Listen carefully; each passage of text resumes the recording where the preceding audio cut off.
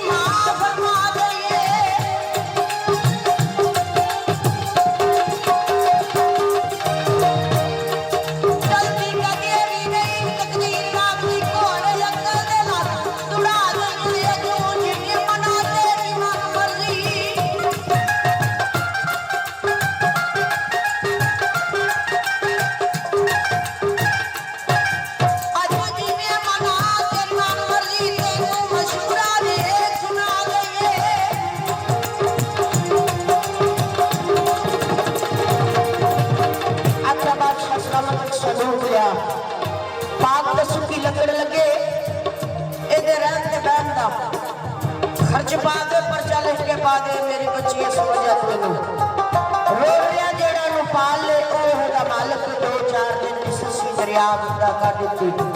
दरिया दियां फलावां सलूक ते आके हमला कर दिया ने किवें कर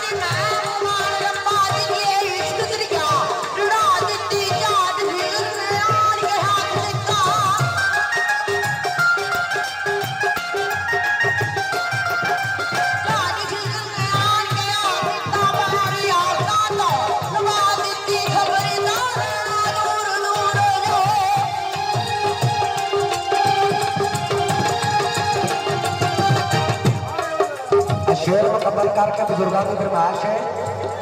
नाल साडे वीरां दी कि जिथों सस्सी पुन्नू दे मगर थल दे विच रोटी है ना हाय हाय हाय हाय हाय हाय रेता भी तपियां थल भी तपदे इश्क भी अग